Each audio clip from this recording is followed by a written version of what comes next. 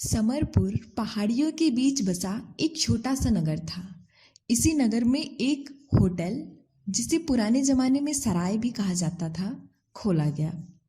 सराय का मालिक बहुत गरीब था, इसलिए उसने सराय के सामान जैसे कुर्सी, मेज, दरी, रजाई आदि एक कबाड़ी की दुकान से खरीदा था। चूंकि सराय को खुले अभी कुछ ही दिन हुए थे, इसलिए कोई भी व्यक्ति सराय में रहने के लिए नहीं आया था। ठंड का मौसम था। सराय का मालिक सराय के अंदर बैठे यही सोच रहा था कि काश आज कोई मुसाफिर उसके सराय में ठहरने के लिए आ जाए। रात के लगभग 9 बजे थे। सराय के मालिक को दरवाजे पर कोई आहट सुनाई दी। उसने देखा कि दरवाजे पर एक व्यापारी सूट बूट पहने खड़ा था। जैसे ही व्यापारी ने सराय के अंदर कदम रखा, सराय का मालिक खुशी से चिल्लाया, अंदर आइए महोदय, आपका स्वागत है। व्यापारी सराय में अंदर आ गया। सराय के मालिक ने व्यापारी का स्वागत किया। व्यापारी ने सराय के मालिक से पूछा, क्या रात भर ठहरने के लिए आपके यहाँ कोई कमरा खाली है?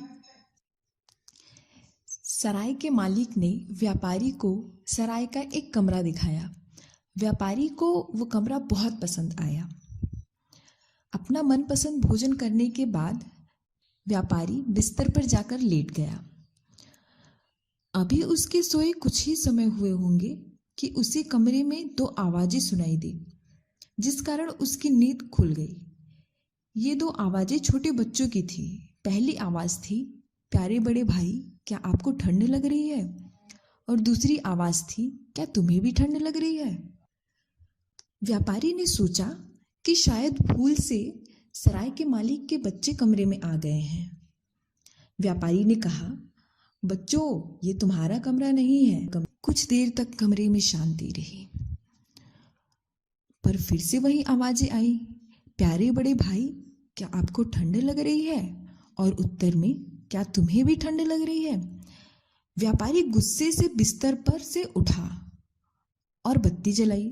उसने कमरे में चारों ओर देखा, पर कमरे में उसे बच्चे तो क्या, एक चूहा भी नहीं नजर आया। व्यापारी ने बत्ती को जलता ही छोड़ दिया और जाकर बिस्तर पर बैठ गया।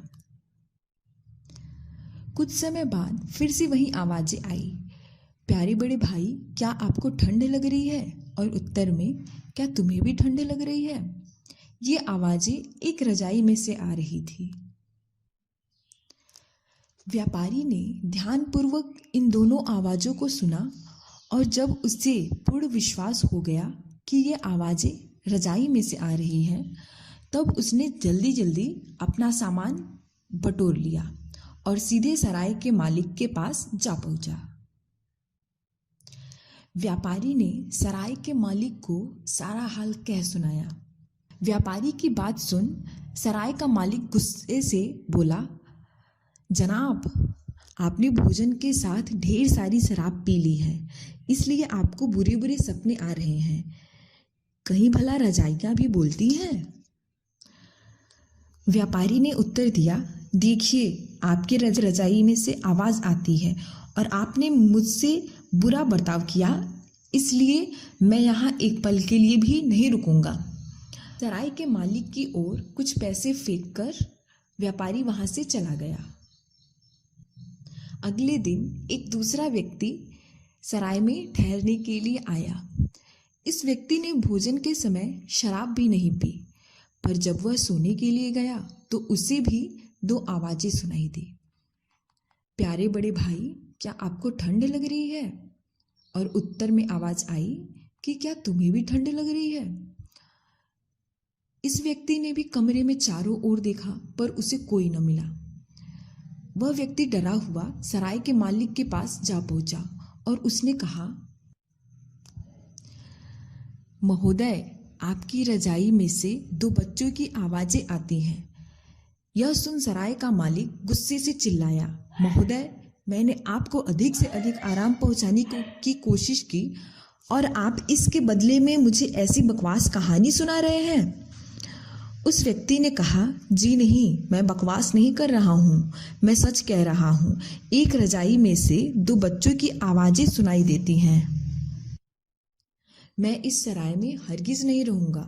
यह कहकर वह व्यक्ति भी सराय से चला गया। जब दूसरा व्यक्ति भी नाराज होकर सराय से चला गया तो सराय के मालिक का माथा ठनका और उसने सोचा, अब तो कमरे में जाकर देखना ही होगा कि आखिर बात क्या है। वह कमरे में गया और एक के बाद दूसरी रजाई उलटने पलटने लगा। उसी भी रजाई में से 2 आवाजें सुनाई दी, प्यारे बड़े भाई, क्या आपको ठंड लग रही है? और दूसरी आवाज, क्या तुम्हें भी ठंड लग रही है? सराय का मालिक उस रजाई को अपने कमरे में ले गया और रात भर ओढ़कर सोया। रात भर दोनों लड़के एक दूसरे से यही प्रश्न करते रहे, प्यारे बड़े भाई, क्या आपको ठंड लग रही है? और उत्तर में, क्या तुम्हें भी ठंड लग रही है? अगले दिन सराय का मालिक उस रजाई को लेकर उस कबाड़ी की दुकान पर जा पहुंचा जहां से उसने इस रजाई को खरीदा था। उसने कबाड़ी वाले से पूछा, क्या तुम्हें याद है कि यह रजाई तुमने मुझे बेची थी?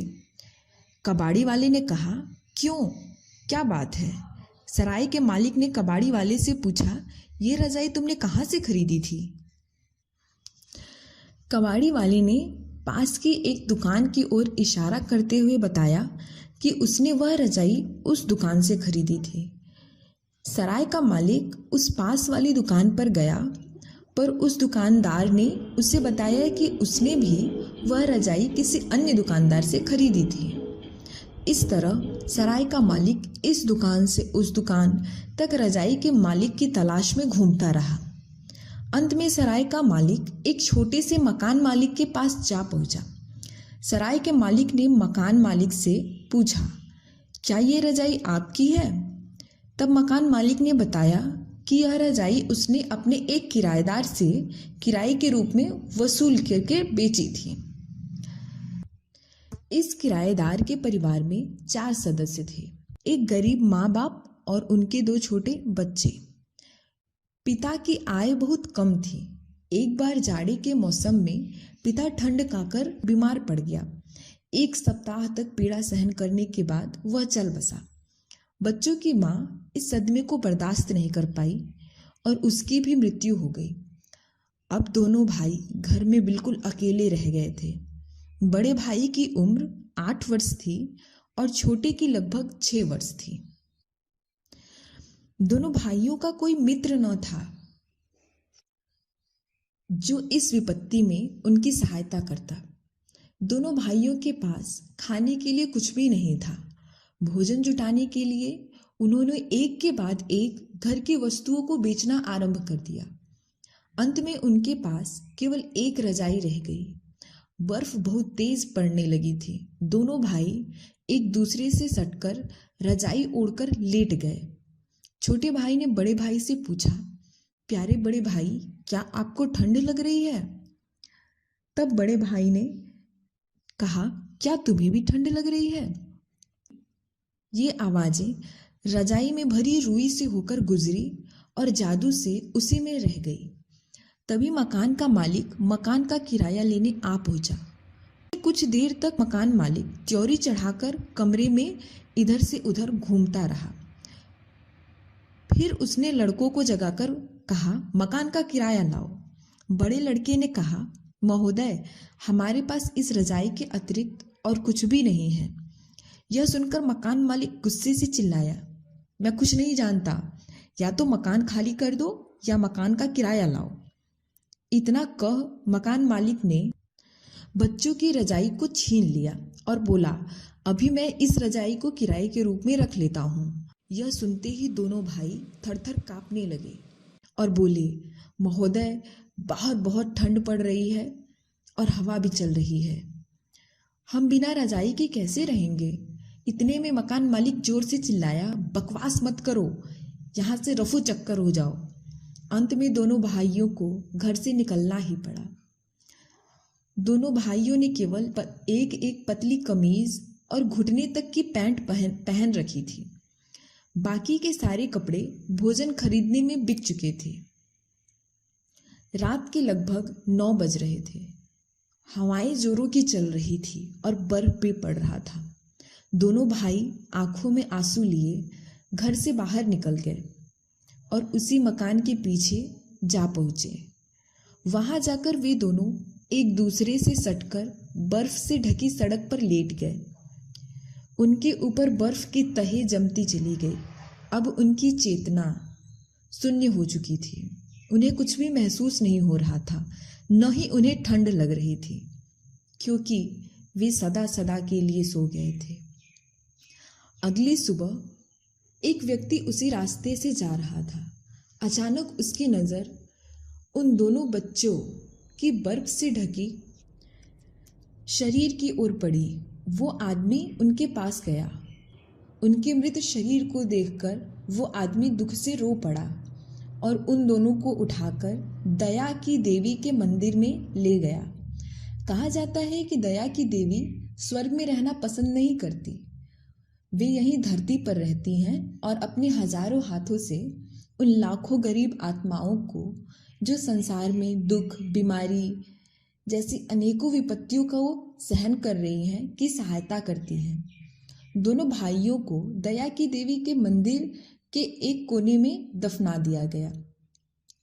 एक दिन जब सराय का मालिक इस मंदिर में आया और उसने मंदिर के पुजारी और वहां पर उपस्थित अन्य लोगों को रजाई में से आने वाली दर्द भरी आवाजों के बारे में बताया, तो वहां पर उपस्थित सभी लोगों के हृदय इस कहानी को सुनकर दया, करुणा और पश्चाताप से भर गया। वे सभी इन दोनों बच्चों के अकाल मृत्यु से बहुत दुखी हुए। सराय के मालिक ने वह रजाई पुजारी को दे दी। अब रजाई में से आवाजों का आना भी बंद हो गया था, क्योंकि उन दोनों भाइयों ने अपना संदेश लोगों तक पहुंचा दिया था। और वो संदेश यह था कि हम सभी को जरूरतमंदों की सहायता करनी चाहिए और उनके प्रति अपने मन में दया का भाव रखना चाहिए, ताकि फिर से कभी किसी व्यक्ति की भूख, प्यास, धूप या ठंड से मृत्यु न हो।